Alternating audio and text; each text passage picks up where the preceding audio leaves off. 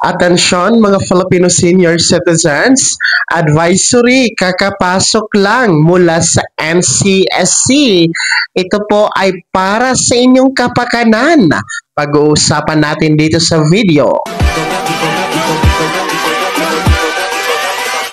Hold up.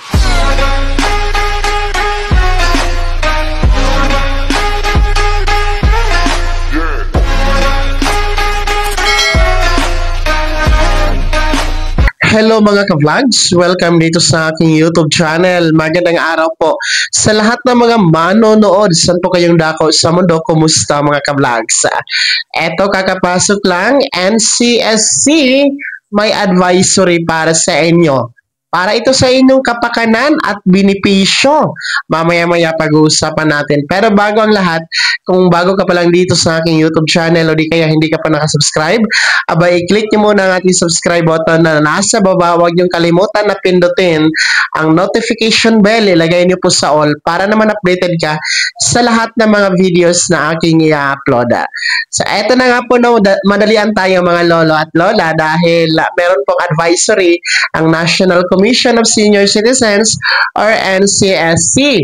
And ito nga po ay posted sa kanilang official Facebook page para po sa inyong kapakanan na maprotektahan din po ang inyong mga benepisyo at karapatan.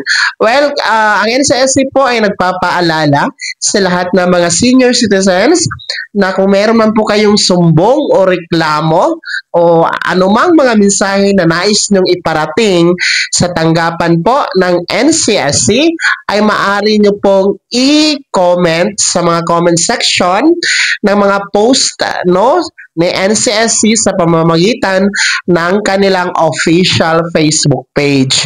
Para po sa mga hindi pa naka-follow at hindi pa po nakakaalam kung ano po ang official Facebook page ni NCSC, ayan po, nasa screen ninyo. Yan lang po ang official Facebook page ng NCSC, wala na pong iba. Yan po ay legit, no? Diyan po ang legit na page ni NCSC. So, i-follow nyo po para updated kayo sa kanilang mga news at iba pang mga kaganapan, no? Na may kaugnayan nga po sa inyo mga lolo at lola. So, kung meron kayong mga gustong isumbong, ireklamo sa kanila, gustong ipaabot na mensahe, kung may mga katanungan kayo, pwede kayong mag-comment sa mga latest post nila para mabasa nila yan. And then, ayon naman po sa kanila ay para ma-actionan din po agad-agad ang inyong mga mensahe dyan, mga lolo at lola.